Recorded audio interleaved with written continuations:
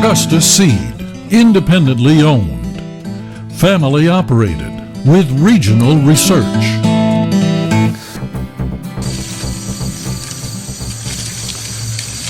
Welcome to the Fall Augusta Seed Corn Dinner Meeting.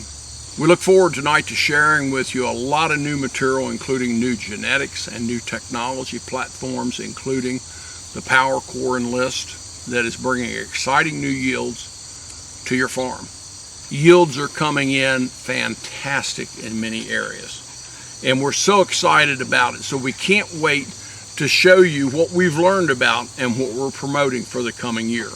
We've just got a full stable, including the new 1359 that takes moisture out of these other hybrids by many percentage points and keeps the yield right at the top flight levels.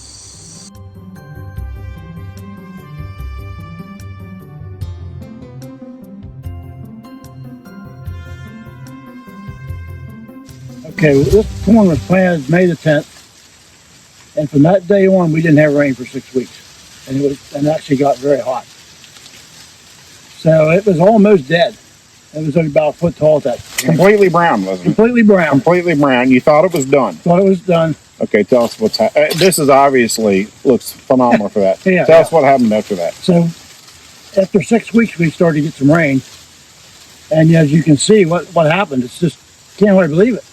I thought it was done, and it really came out. So the ears we're looking at were dropped at 35,000. 35,000. Okay, and tell us a little bit about this ground here. I mean, is this 200 bushel ground, 250 bushel ground? This is usually a little over 150 bushel ground. Okay, it's shale. All right. Topsoil on top, it's shale, pretty deep shale. Okay. So it dries out quick. Yep. It needs rain to really make corn. We counted something in the deep part of the field, planted at 35,000, and it was 18 or 20. I can't remember. 18 or 20 by 30 too long. Planted at 35,000. Those numbers add up really, really quick. Unbelievable yields for a 100-day hybrid. It's tough as nails for a 100-day hybrid, and it's going to hold off the gray leaf spot. It's getting a touch of northern in here, but considering the year, it's holding it off very, very nicely. And these roots and stalks are absolutely solid for this time of year. And if I can break this ear, I mean, look at the rows around. Just bunches and bunches of rows around. It's got to be at least 20 rows around, and I'm guessing it's probably 40 long right here. And we picked a nice open spot for us to film. And so they're not going to be all like this, but there's a bunch of 18s by 30, 35s out there, and it's going to add up to be a nice yield. This is tough corn. This is very good corn. And I'm planting more of this next year. You'd be crazy not to. This is my first year with this number. Now, you've liked 66, 64. I like 66, That's 64. been king of the hill here. Is this knocking this? Right now, this is better than 66, 64. That's a big statement. That's a big statement for us here. Yeah. I love 66, 64. Yeah. It's good, but this is even better. Yeah. It's sooner in a year. Yeah. It's sooner in a year. It was bad.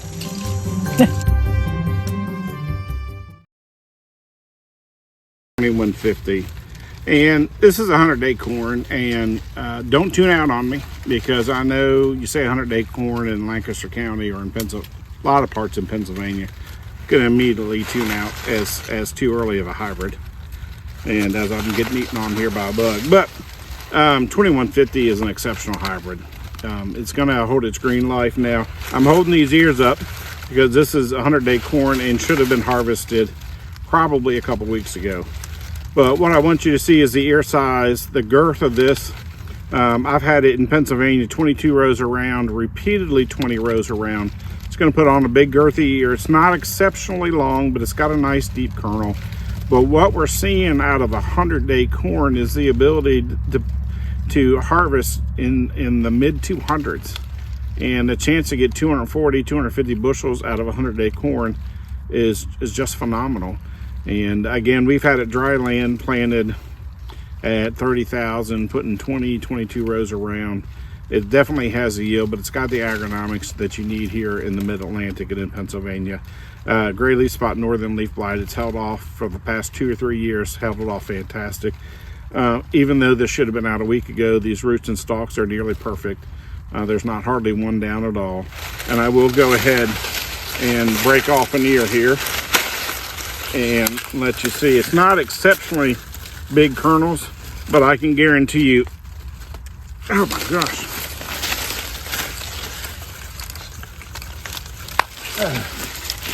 Well, that may be as good as we're going to get it. Not exceptionally big kernels, but at 20 to 22 rows around, it's going to make corn.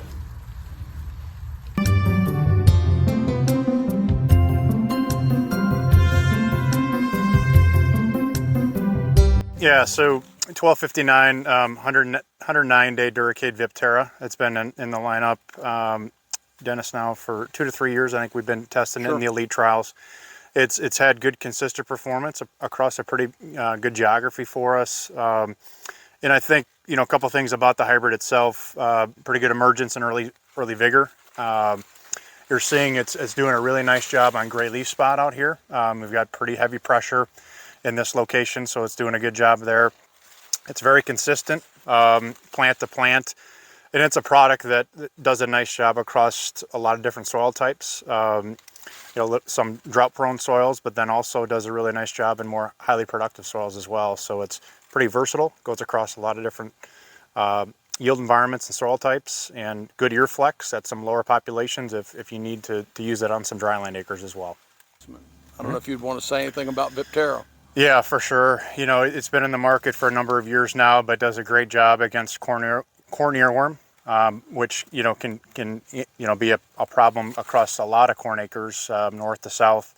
Black cutworm, western bean cutworm, you know, problem, you know, farther west of here. But yeah, it does a great job on all above ground insects, broad spectrum control, and protects that grain from damage and from molds and mycotoxins.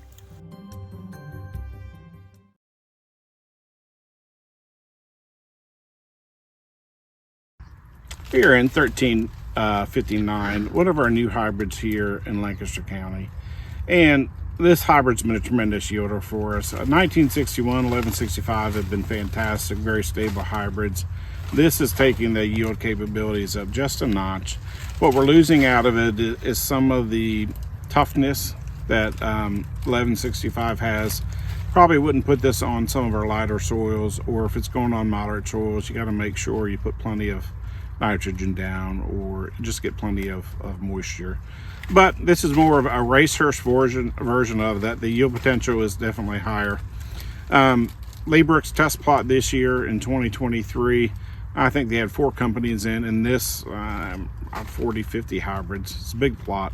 This was the #1 in the plot under some pretty tough conditions as far as disease goes, and this looks fantastic here. I will go ahead and break this ear off here. This has shown up very well in the past couple years in our test plots. Nice big kernels in there. And what we're seeing is where we have really high yield capabilities is this one is either being the #1 hybrid or right there in the very top mix. And it's not cheap. It is going to be a relatively expensive hybrid. It's one of the hybrids that you're really going to get paid off in the back end with yield. All right, we're in 1961 here at one of our Augusta Seed research plots.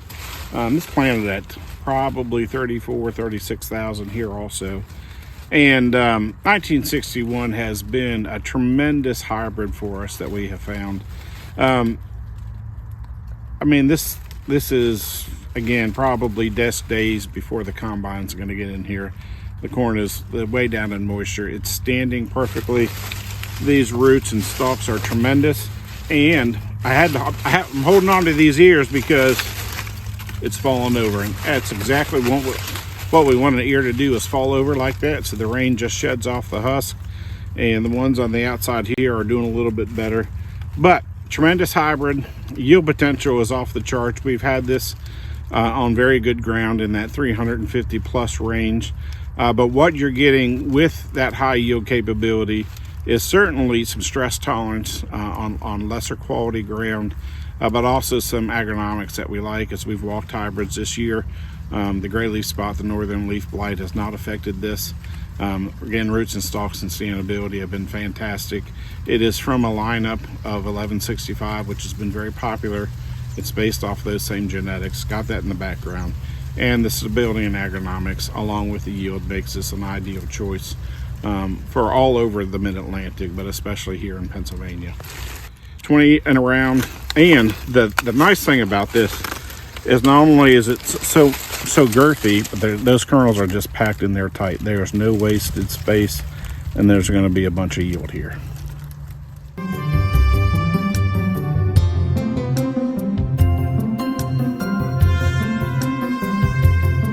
It is Augusta 2061 Power Core. That is a PWE designation for the Power Core Elite. And this is a hybrid 111 days that we're extremely proud of and very excited about. I was talking to the agronomist responsible for it just 15 minutes ago. He's in Indiana and is looking at plots, and visited with him about it. And we're seeing the same thing that he's seeing, just tremendous ears, tremendous adaptability to our mid-Atlantic soil types where we're at right now. And it is just an exceptional plant. You can see that it's got a big old girthy ear. It's got a lot of kernels long, great test weight. It's a very healthy package. We've got some disease that's come in here, some southern that has come in, but it's holding it back and is going to finish out really, really strong. So we want you to look at 2061, 111 day, if you want super high yield potential. The 2061 is a hybrid that we're fully expecting very nice grain quality. You can see what it's presenting as here right now. Nice golden colored, orange golden colored kernels. Not a lot of dent to the kernels. Deep with 16 to 18 around. And of course you can see there's your depth.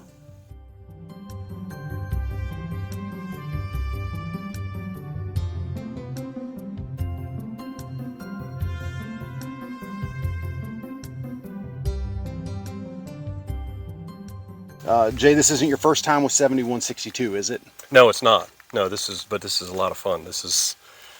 We had to come back to it again. Sure. It was great corn in the past. All right. What kind of conditions have you had here this year?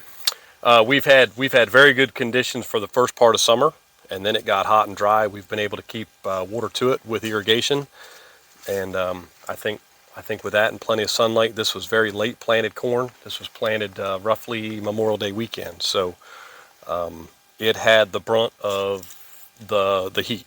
Sure. As we're standing out here looking at it, how has everything looked as far as the health of the plant, the standability, everything else? Very healthy, very good standability. We have obviously plenty of green life left. We've not reached black layer, so we would hope we still have plenty of green life left. And we look forward to harvesting this crop with green leaves on it like we've done in the past. Sure.